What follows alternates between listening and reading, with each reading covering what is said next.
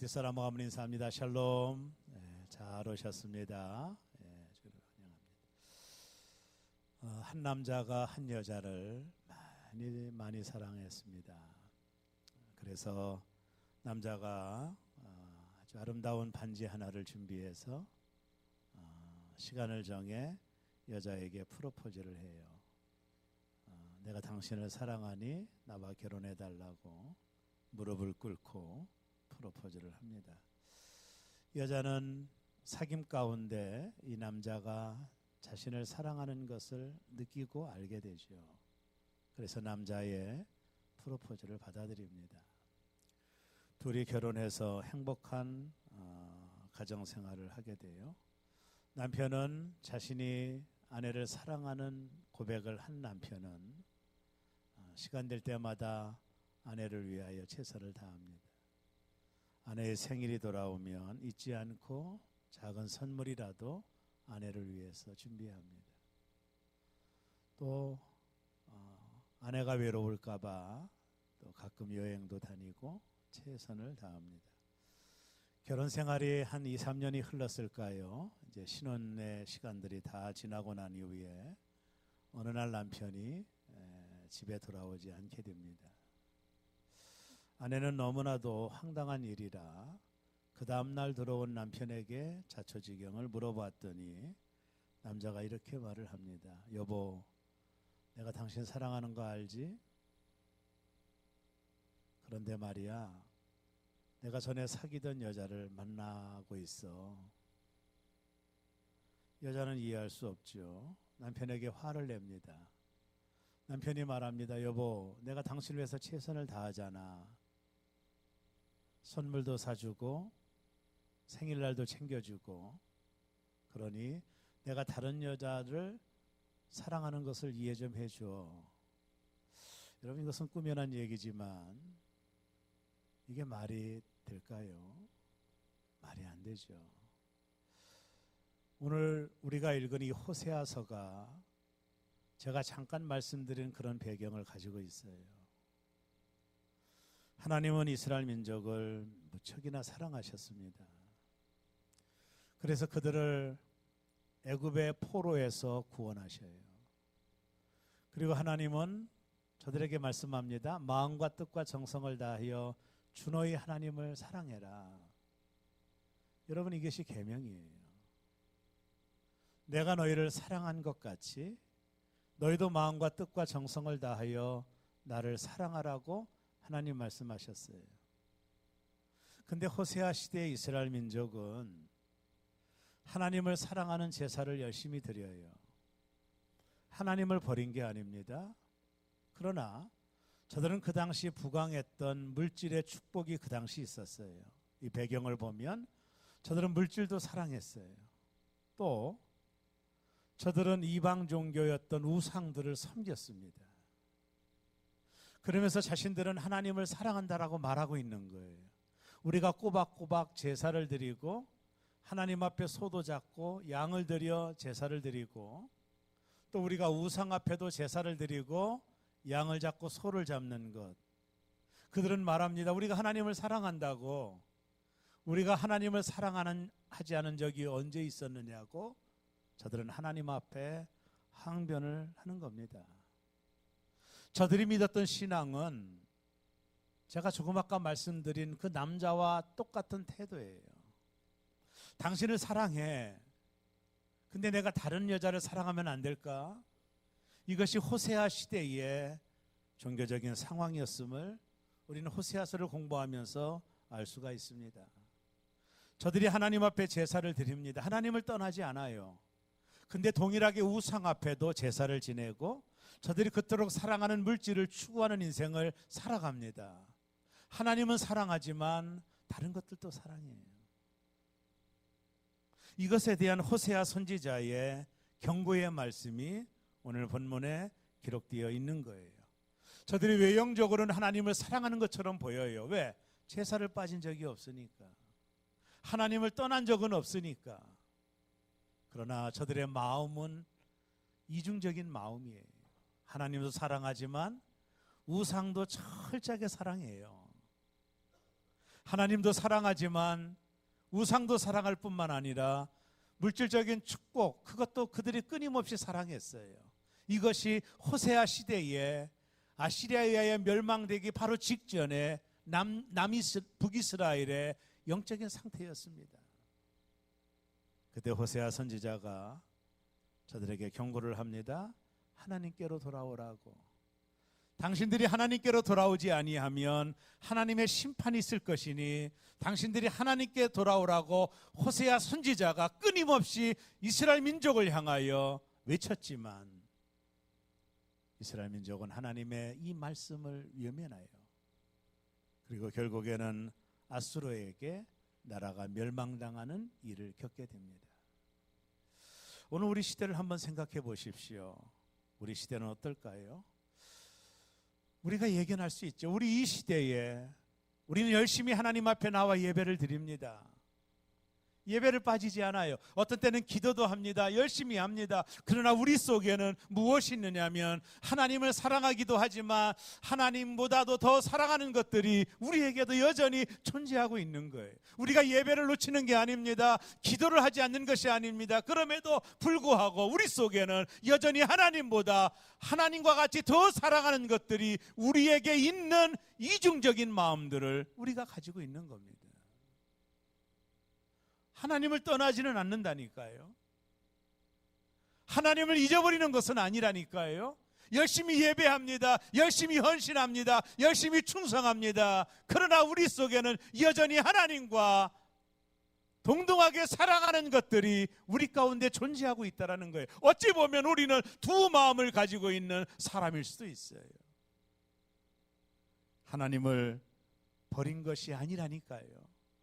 주일날마다 예배를 참석합니다. 하나님 앞에 기도도 합니다. 그러나 우리의 마음속에는 하나님과 빗대어 동일하게 사랑하는 것들이 우리 속에 여전히 상존하고 있는 거예요. 마치 이스라엘 민족처럼 오늘 모든 교회의 성도들의 모습이 그와 같지 않나 생각해 보는 것입니다.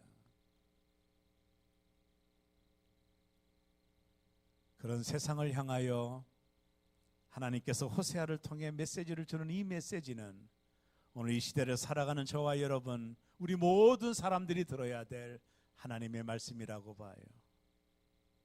호세아가 이스라엘 민족에게 어떤 메시지를 줍니까? 두 가지를 말씀하려고 합니다. 그 중에 첫째가 하나님께 돌아오라는 것입니다. 이스라엘 민족은 이해를 못해요. 우리가 언제 하나님을 떠났습니까? 우리 날마다 예배합니다. 날마다 제사합니다. 하나님 앞에 양을 잡고 소를 잡고 제사하고 있는 우리에게 돌아오라니요. 우리가 언제 하나님 떠났습니까? 하나님을 떠난 적이 없습니다. 오늘 이 설교를 듣는 우리에게도 마찬가지입니다. 우리가 왜 하나님께로 돌아가야 됩니까? 날마다 예배를 드리는데, 주일날 빠진 적이 없는데, 헌신하는데, 충성하는데, 우리가 하나님을 떠난 적이 없는데 하나님께로 돌아오라는 말을 우리는 이해를 못합니다. 뭘 말하는 걸까요? 우리의 마음이 하나님께로 돌아와야 된다는 것입니다.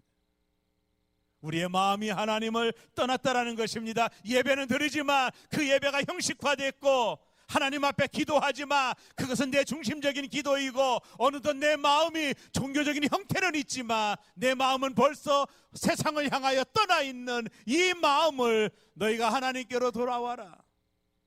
호세아 선지자가 이스라엘 민족을 향하여 주는 메시지입니다. 너희가 제사는 드리지만 나 하나님은 너희의 제사를 원하지 않는다. 내가 너희에게 원하는 것은 너희의 마음이 내게로 돌아오는 것이다.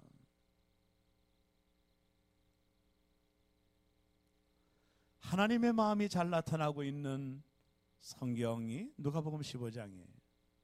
탕자의 비유입니다. 탕자는 아버지를 떠납니다.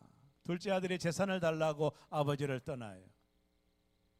미국으로 멀리 떠납니다. 아버지를 볼 생각을 하지 않고 떠납니다. 그곳에서 허랑방탕하며 모든 것을 잃어버리죠. 그 나라에 가뭄이 들었을 때, 흉년이 왔을 때 더 이상 먹을 것이 없었던 탕자는 그때 비로소 아버지를 생각해냅니다. 내 아버지 집에는 품꾼도 굶어 죽지 않는데 내가 여기서 왜 이런 고통을 겪나 하며 탕자는 아버지께로 돌아가요. 그 시간 아버지는 마을 집 앞에서 마을 어귀를 바라보며 아들이 돌아오기를 기다리고 있습니다. 어느 순간에 아들의 모습이 희미하게 보일 때 동네 사람들에게 돌에 맞지 않을까봐, 맞아 죽을까봐 아버지는 아들을 향하여 뛰어갑니다. 품에 안습니다. 가락지를 끼웁니다. 새 신을 신습니다. 새로운 옷을 갈아입힙니다. 네가 뭐하다냐고 묻지 않습니다. 아버지는 아버지대로 이미 용서하고 그 탕자를 맞이한 것입니다. 이것이 하나님의 마음인 것입니다. 하나님은 우리의 마음을 돌이켜 아버지께로 돌아오기를 하나님은 오늘 우리에게 말씀하고 계시는 겁니다. 여러분, 호세아서 6장 1절 우리가 읽은 말씀을 보십시오. 오라, 우리가 여호와께로 돌아가자. 여호와께서 우리를 찢으셨으나 도로 낫게 하실 것이요 우리를 치셨으나 싸매어 주실 것입니다. 하나님은 이스라엘이 돌아오도록 하기 위하여 어떤 때는 그들을 찢으셨습니다. 어떤 때는 그들을 치셨습니다. 주변의 열강의 나라를 동원하여 이스라엘을 침략하게 만들고 저들을 치시고 어떤 때는 저들을 찢으셨습니다. 그 이유가 뭡니까? 저들이 하나님께로 돌아오게 만들기 위함입니다. 이 모든 것은 하나님의 심판이 아닙니다. 저들이 마음을 돌이켜 하나님께로 오게 만들기 위한 하나님의 징계였습니다. 징계는 심판이 아닙니다. 하나님께서 저들이 하나님께로 돌아오게 만들기 위한 하나님의 축복에 매였습니다. 히브리서 12장 8절에 보면 징계는 다 받는 것이거늘 우리에게 없으면 사생자요 친아들이 아니니라. 그렇습니다. 하나님의 자녀이기 때문에 징계하는 겁니다. 하나님의 자녀이기 때문에 찢으시는 겁니다. 하나님의 자녀이기 때문에 저들을 치는 겁니다. 목적은 하나님입니다. 심판이 아니라 저들이 이 사건들을 통해 주께로 돌아오기를 원하는 아버지의 마음이 담겨져 있는 것입니다. 자녀이기에 어떤 때는 찢으시는 것입니다. 자녀이기에 어떤 때는 치시는 것입니다. 징계는 내가 하나님의 자녀임을 보여주는 중요한 메시지입니다. 이제 우리도 하나님께 돌아가야 됩니다. 하나님께 우리가 돌아갈 때 하나님이 우리를 도로 낫게 하시고, 하나님께 돌아갈 때 하나님이 우리를 싸매어 주시고 치유하시는 놀라운 역사를 경험하게 되는 것입니다. 오늘 찢기고 있습니까? 상한 마음이 있습니까? 여러분의 삶이 흔들립니까? 고통을 겪습니까? 바로 이때가 하나님께로 돌아갈 때입니다. 우리의 마음을 하나님께로 향할 때 우리 찢어진 마음을 하나님이 고쳐주시고 상처받은 마음을 하나님이 치유해 주시는 그 하나님께로 돌아갈 때가 바로 이때입니다. 우리의 마음이 멀리 하나님께 떠나 있었습니다. 그 하나님께로 돌아가야 되는 것입니다. 호세아서 6장 2절은 이어서 이렇게 말합니다.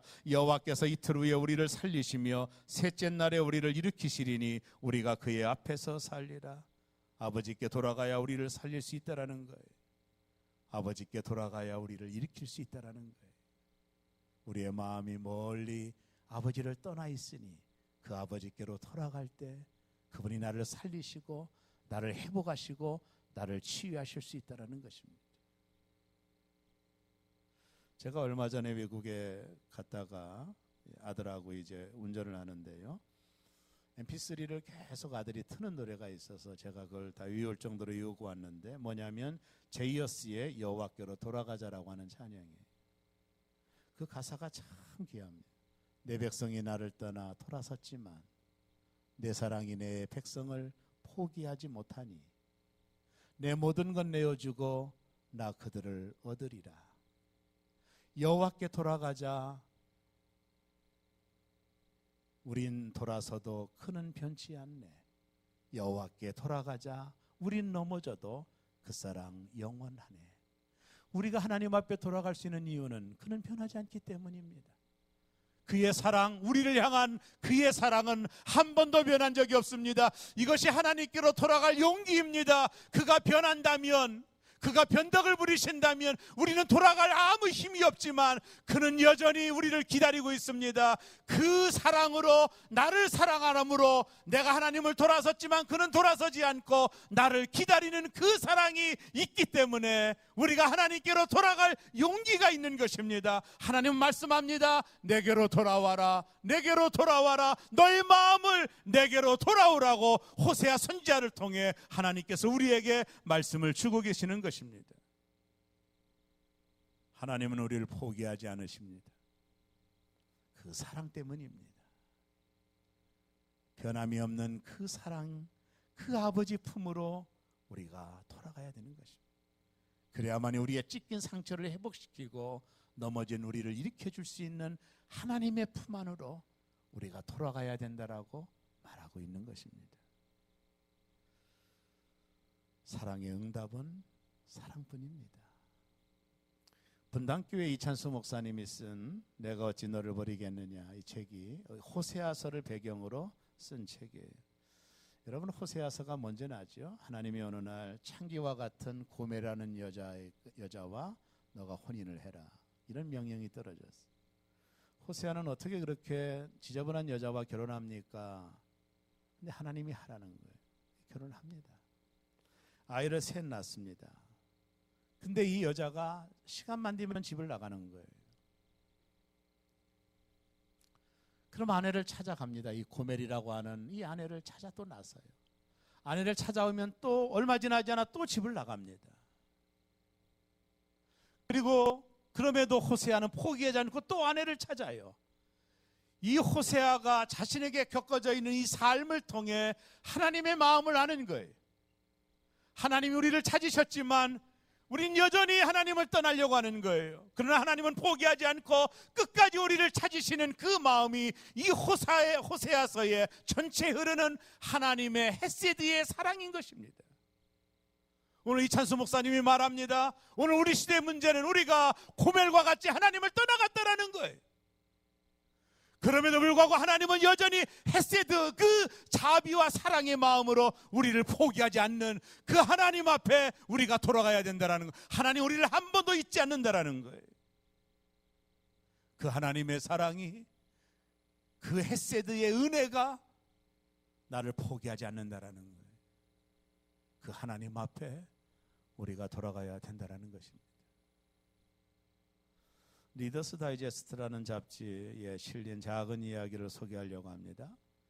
뉴욕 형무소에서 3년을 보내고 가석방 되어 고향으로 돌아가는 빙고라는 사람의 실제적인 이야기입니다.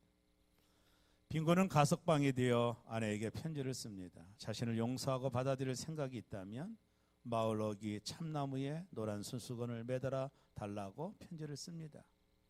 그리고 얼마 후에 가석방이 되어 이 빙고라고 하는 남자는 고향 가는 버스를 타고 고향으로 향하고 있었습니다. 남루한 빙고를 바랐던 버스에 탔던 동일한 승객들이 물어봅니다. 무슨 사연이 있느냐고. 그래서 내가 이런 사연 때문에 지금 버스를 타고 가는데, 이 참나무에 노란 손수건이 걸려있지 않으면 아내가 나를 받아들이지 않는다라는 뜻으로 알고 나는 마을에서 내리지 않고 그냥 지나갈 것이라고 이야기를 합니다. 모든 승객들은 이 빙고의 마음을 함께 나누며 초조하게 이 버스가 마을 입구에 도착하기를 기다리고 있어요. 버스는 계속 가고 있어요. 모든 승객들은 빙고와 같은 마음으로 과연 그 참나무에 노란 손수건이 걸렸을까? 부인은 과연 용서하고 남편을 기다렸을까? 이런 바람 때문에 모든 사람들이 마을이 가까울수록 창문에다가 머리를 내밀고 마을 입구에 있는 참나무를 보려고 기다리고 있었어요. 버스가 어느 정도 마을 입구에 도착해서 어귀를 돌 때 참나무가 드디어 나타났습니다. 갑자기 버스 안에 모든 사람들이 환호성을 쳤어요. 와! 왜 그러느냐 하면 이 참나무에 노란 손수건이 하나만 있는 것이 아니라 수십 개의 노란 손수건이 걸려 있는 거예요. 펄럭이고 있는 거예요.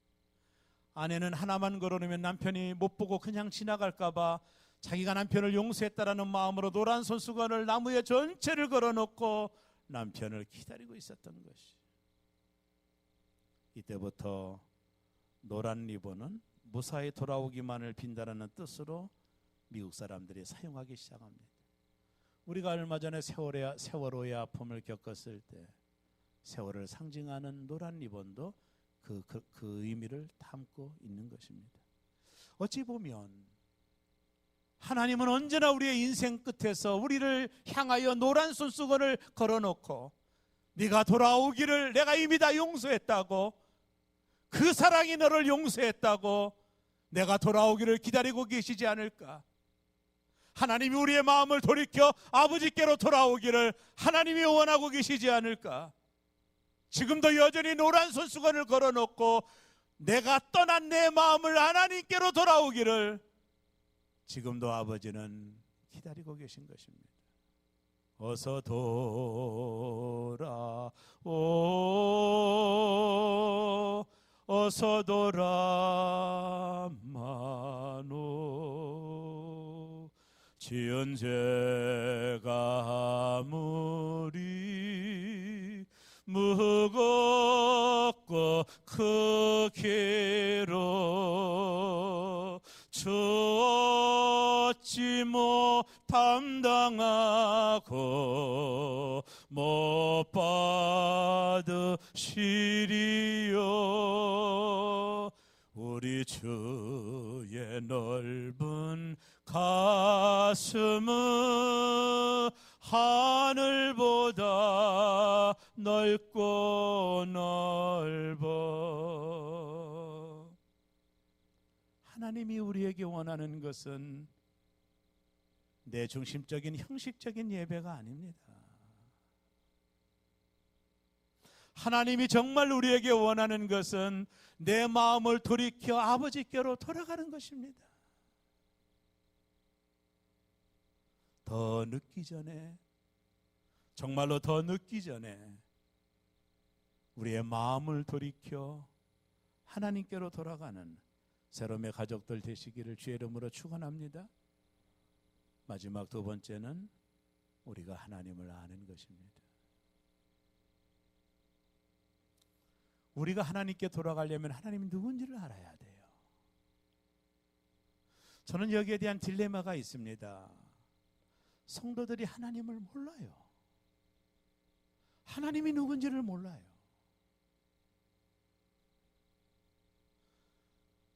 하나님이 누군지를 알려면 말씀을 읽어야 되는데 여러분 어떠세요? 주일날 끝나면 성경책 농 위에다가 올려놓고 다음 주일날 먼지 털고 가지고 오시죠. 우리는 하나님을 알 수가 없어요. 그분이 어떤 분인지를, 그분이 뭘 좋아하시는지를, 그분이 뭘 기뻐하는지를 몰라요. 하나님을 모르니까 우리의 예배가 응답이 안 되는 거예요. 하나님을 모르니까 우리의 기도가 응답이 안 되는 겁니다. 중요한 건 뭐냐면 교회를 다니는 것이 아니라 하나님을 알아가는 거예요. 성경에서 야다라고 하는 이 안다라는 단어는 이게 체험적인 알미예요. 그냥 피상적으로 아는 게 아니에요. 여러분이 그러죠. 제가 목사님 압니다. 여러분 정말 저 아세요? 피상적인 거예요. 제가 뭘 좋아하고 뭘 생각하고 어떤 것을 꿈꾸고 아세요? 몰라요. 사귀지 않고는 모르는 거예요. 깊이 사귀어야만이 야다 알 수 있는 것입니다. 하나님이 우리에게 원하는 것은 내가 너와 사귀고 싶다라는 거예요. 네가 나를 알기를 원한다라는 거예요.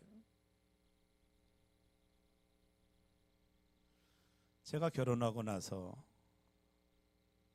우리 집사람은 여기 앉아 있는데 밀가루를 좋아해요. 밀가루 중에 수제비를 참 좋아하십니다. 저분이. 근데 신혼 때 틈만 나면 수제비를 하는 거예요.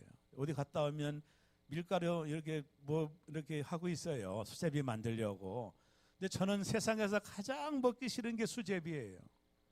제가 가난할 저희 집이 어려웠을 때 일주일을 수제비를 먹어본 적이 있어요. 제가 아주 수제비에 질린 사람입니다. 수제비를 안 먹어요. 근데 결혼하고 나서 집사람이 저를 모르니까 시간만 나면 수제비를 뭐로 밀고 있는 거예요. 그걸 좋아하니까. 내가 말했습니다. 여보 나 수제비 싫어. 나 아주 수제비 아주 진먼저리가 나. 그러더니 이제 다음부터는 자기만 밀어서 먹어요. 나는 딴 거 주고. 그 지금까지 살아왔지. 저분이 계속 수제비를 끓였다면 전 아마 저분하고 살기 어려웠을 거예요. 우리가 하나님을 아는 게 피상적이면 안 돼요. 경험하고 살아보면서 아는 거예요. 이게 얼마나 신나는 일인지 몰라요. 하나님을 알면 우리의 삶이 하나님께 맞춰져요. 하나님을 모르니까 헛다리를 짚는 거예요. 하나님이 뭘 좋아하고 뭘 기뻐하는지를 몰라요. 우리는 어떻게 그것을 모르고 어떻게 사귈 수 있겠어요? 어떻게 하나님과의 관계가 깊어질 수 있겠어요? 마틴 부버의 나와 너라는 책에 보면 두 가지 인간상이 나옵니다. 참 중요한 얘기예요. 하나는 나와 너, 하나는 나와 그것이에요. 서로 인격체로 존중해 줌으로 사랑과 신뢰를 가져오는 관계가 나와 너입니다. 이게 깊은 사귐과 관계 속에서 형성되는 것이 나와 너예요. 그죠? 아내와 뭐 너 이렇게 할 수 있죠. 그러나 다른 하나는 나와 그것은요, 상대방을 이용가치나 상품가치로 취급하는 것이 나와 그것이에요. 그것과는 나와 그런 관계예요. 그 사람을 이용하는 거예요. 그 사람이 나에게 유익하기 때문에 아는 것이지 나와 깊은 관계가 없는 거예요. 그것이 모두 다 나와 그것의 관계예요. 하나님과의 만남은 나와 그것의 관계가 아니에요. 여전히 우리가 신앙생활하면서 나와 그것으로 하나님을 대하는 사람들은 여러분이 정말로 하나님을 모르는 겁니다. 그저 하나님이 나에게 이용가치가 있어서 하나님을 찾는 그런 관계, 그런 예배에 질려버렸다라고 말하는 거예요. 하나님이 원하는 것은 나와 그것이 아니에요. 하나님이 우리에게 원하는 것은 나와 너와의 관계예요. 그러기 위해 우리는 하나님을 알아야 됩니다.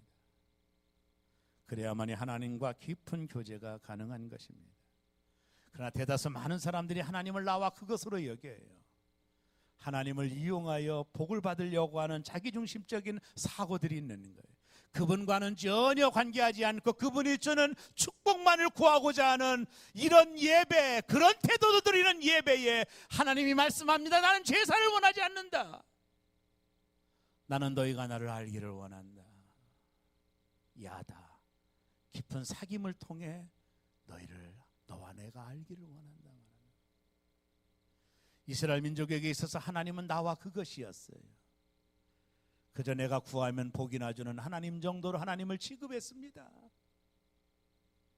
그래서 날마다 제사를 드립니다. 제사의 목적은 오직 하나님입니다. 하나입니다. 그 하나님이 복을 주면 되는 거예요. 그리고 우리와 상관이 없어요. 하나님을 나와 그것으로. 하나님이 불편했던 것입니다.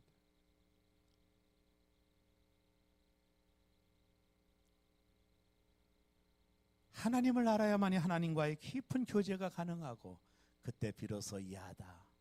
그것이 이야기가 되는 거예요. 신앙생활은 뭘까요? 다른 거 아닙니다. 하나님과 깊어지는 겁니다. 신앙생활은 하나님과 깊어지는 겁니다. 하나님과 깊어지니까 날마다 아침마다 돋는 그 태양과 같은 은혜를 맛보는 거예요. 하나님과의 관계가 깊어지니까 마른 땅에 내리는 소낙비와 같이 내 심령이 적셔지는 겁니다. 하나님과 깊어지면서 그분과 야다 깊어지고 사귀면서 하나님이 주신 은혜가 공급됩니다. 하나님의 축복이 공급됩니다. 싸매고 회복되는 하나님의 은혜를 맛볼 수 있습니다. 이것이야말로 예수를 믿는 겁니다. 교회를 다니는 게 예수를 믿는 게 아니에요. 신앙생활은 하나님과 친해지는 거예요. 하나님과 친해질 때 아침마다 돋는 새벽에 그 햇살을 맞을 수 있는 거예요. 마른 땅에 내리는, 메마른 땅에 내리는 단비를 맛보도 주님의 은혜를 맛보는 거예요. 그래서 시편 기자는 말합니다. 여호와를 가까이함이 내게 복이라. 하나님을 가까이함이 내게 복이라. 내 영혼이 여호와를 가까이하니 내가 복 있는 자입니다. 하나님을 가까이하니 내게 복이라. 여호와는 나의 목자시니 내가 부족함이 없으리로다. 그를 가까이함이 내게 복이라. 이것이 신앙생활의 축복입니다. 일주일에 한 번 드리는 예배를 통해 하나님 앞에 모든 걸 구하려고 나오는 심령이라며 하나님이 여러분에게 그것이지 너가 아닌 것입니다. 하나님은 그런 예배를 원하지 않아요. 하나님은 나와 교제하기를 원해요. 그러려면 우리가 하나님을 알아야 됩니다. 여러분 성경에 보면 하나님과 가까웠던 사람들이 나오죠. 다윗은 하나님이 이랬어요. 이새의 아들 다윗을 만나니 내 마음이 합한 사람이라. 하나님이 다윗을 내 마음에 맞는 사람이라고 칭찬하셨어요. 대단한 일이죠, 이게. 근데 하나님은 모세에게 뭐라고 말씀한지 아세요? 모세가 구스 여자를 취하여 또 아론과 그의 미리암이 불평하고 원망하면서 왜 하나님이 당신에게만 말씀하냐고, 우리에게도 말씀해달라고 말할 때 하나님이 직접 나타나셔서 이렇게 말씀했어요. 나는 너들과 말하지 않아. 나는 모세와 대면하는 사이야. 이야, 하나님 직접 말씀해. 나는 모세와 대면하는 관계야. 이보다 더한 사람이 아브라함입니다. 하나님은 아브라함을 뭐라고 한지 아세요? 아브라함은 내 친구야. 아브라함은 내 친구야. 아브라함이 하나님과 얼마나 관계가 깊었는지 알 수 있죠. 하나님은 아브라함에게 자신의 사정을, 마음을 이야기했어요. 친구 사이니까. 여러분은 하나님과 어떤 관계입니까? 주일날 한번 찾아 나와서 그분이 주신 축복으로 만족하는 관계입니까? 아니면 여러분은 하나님과 친구십니까? 하나님과 대면하십니까? 하나님 마음에 합한 자입니까? 신앙생활의 기쁨은 다른 데 있는 것이 아닙니다. 이 땅의 모든 보이는 것들은 사라지지만 보이지 않는 것은 영원한 것이 있는데 그분이 하나님입니다. 이 땅의 가장 큰 축복은 복 있는 사라지는 것들을 붙드는 인생이 아니라 영원히 사라지지 아니할 하나님과 관계가 깊어져 가는 것입니다.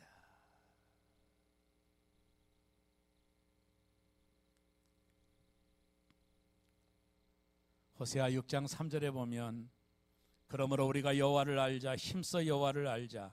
그의 나타나심은 새벽빛같이 어김없나니 비와 같이 땅을 적시는 늦은 비와 같이 우리에게 임하시리라 하더라. 그분을 힘써 알자. 그는 새벽빛같이 어김이 없나니 땅을 적시는 늦은 비와 같이 우리에게 임하시나니, 그 하나님을 힘써 알 때, 그 하나님을 가까이 할 때 이 은혜가 내게 항상 변함없이 내 안에 찾아오는 것입니다. 새벽빛같이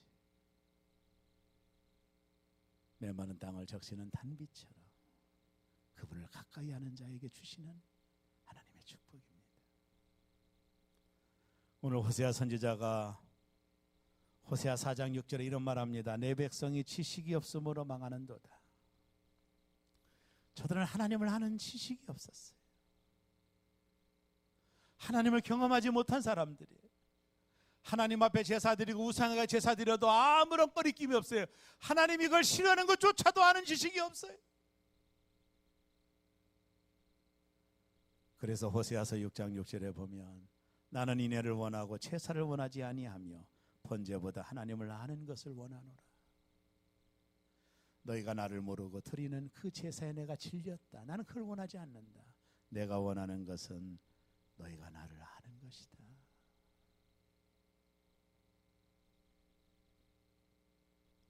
제사를 통해 인간은 하나님과 만나죠. 너무나 중요한 겁니다. 근데 하나님은 제사를 원하지 않고 하나님을 아는 것을 원한다고 말해요. 이게 무슨 의미입니까? 이스라엘 백성이 드렸던 제사가 단지 복을 받기 위한 형식적으로 드리는 형태로 바뀐 거예요. 그래서 하나님은 그런 제사가 아니라 너희가 나를 알기를 원한다고 말씀하는 거예요. 하나님이 정말 원하시는 것이 무엇인지 그것을 알았으면 한다고 말씀하시는 것입니다. 이스라엘 백성은 여호와를 잘 알지 못했던 겁니다. 그분이 어떤 분인지를 모르고 제사를 드린 거예요. 이 얼마나 웃긴 겁니까? 이것은 하나님을 모욕하는 것입니다. 내가 너에게 원하는 것은 그런 제사가 아니라, 나를 알지 못하고 드리는 제사가 아니라, 너는 나를 알기를 원한다라, 너희가 나를 알기를 원한다라는. 우리가 최선을 다했지만 하나님께서 그것을 기뻐하시지 않을 수 있다라는 거예요. 우리의 최선이 하나님 앞에서는 거북함이 될 수 있다라는 거예요. 왜요? 우리가 하나님을 잘 모르기 때문입니다.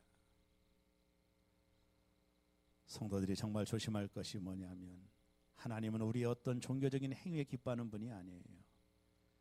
하나님이 우리에게 원하는 것은 하나님과의 관계입니다. 하나님은 나와 너와의 관계를 원합니다. 헤세드입니다. 그러나 우리는 끊임없이 하나님과의 관계를 나와 그것으로 만들어버려요. 즉 내 필요에 의해 움직여야 되는 분으로 하나님을 믿습니다. 그래서 제사를 드립니다. 그분을 기분 좋게 해야 뭔가 얻을 수 있기 때문입니다. 이스라엘이 지금 그렇게 하고 있는 거예요. 저들이 드린 제사는 종교적인 행위에 불과했습니다. 그 종교적인 행위를 통해 나의 유익을 구하려고 한 겁니다. 중심이 내게 있습니다. 내가 열심히 믿으면, 내가 최선을 다하면 하나님이 움직여줘야 된다는 것으로 신앙생활을 합니다. 그럼에도 하나님이 움직여주지 않으면 실망과 절망합니다. 신앙의 중심이 내게 있는 것입니다. 하나님은 단지 내 유익을 위하여 존재하는 그것에 불과합니다. 지금 이스라엘이, 민족이 그런 모습입니다.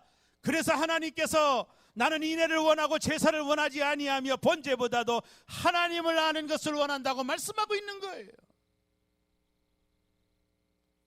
하나님이 우리에게 원하시는 것은 너희가 하나님을 알고 나와 깊은 관계를 맺고 싶다는 겁니다.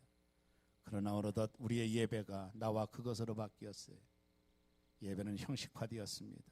예배는 하나님의 도움을 끌어오는 수단으로 바뀌어버렸습니다.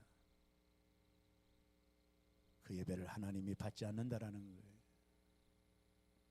어떤 여자가 사랑하는 남자에게 나는 당신이 주는 선물만 필요하다고 말한다면 이것은 그 남자를 무시하는 행동입니다. 우리는 이렇게 말합니다. 하나님 간섭하지 마세요. 그저 내가 구하면 속히 응답이나 하세요. 이것은 하나님을 무시하는 것입니다. 하나님이 가장 싫어하는 것이 무시를 당하는 겁니다. 하나님은 인간들에게 경외받기를 원해요. 무시하는 게 뭘까요? 여러분, 제 아내가 지금까지 밥상마다 수제비를 끓여왔다면 저분은 나를 무시하는 겁니다. 내가 싫어하는 건데. 우리의 문제는 하나님을 몰라요. 우리의 최선조차도 하나님을 무시할 때가 있어요.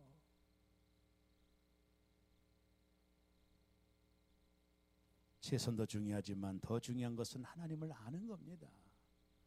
하나님, 우리가 종교의 대상이 아닌 관계로 나와 함께하고 싶은 거예요. 그러려면 하나님을 알아야 됩니다. 그분이 뭘 원하시는지, 그분이 뭘 기뻐하시는지를 모르고 그분과의 관계가 어떻게 형성될 수 있습니까? 우리가 하나님을 알면 알수록 그분과 깊은 관계 속으로 들어가는 겁니다. 우리가 어떤 종교적인 행위가 아니라 하나님과의 깊은 관계를 맺는 것입니다. 사랑하는 여러분, 이제 우리 하나님께로 돌아갑시다. 하나님을 힘써 알기 위하여 말씀을 보십시오. 하나님 말씀을 보십시오. 유대인들 랍비들은 하나님을 알기 위하여 말씀을 연구했어요. 창세기, 출애굽기, 레위기, 민수기, 신명기, 모세오경을 연구하여 하나님이 하라는 것과 하지 말라라는 것을 뽑았더니 613가지가 나왔어요. 이게 유대인들이 지키는 율법입니다. 하나님이 하라는 것과 하지 말라는 걸 뽑았더니 613가지. 지금도 유대인들은 그걸 지키고 있습니다. 이것을 10개로 압축한다면 바로 십계명입니다. 그것도 많다고 2개로 압축한다면 하나님 사랑, 이웃 사랑입니다.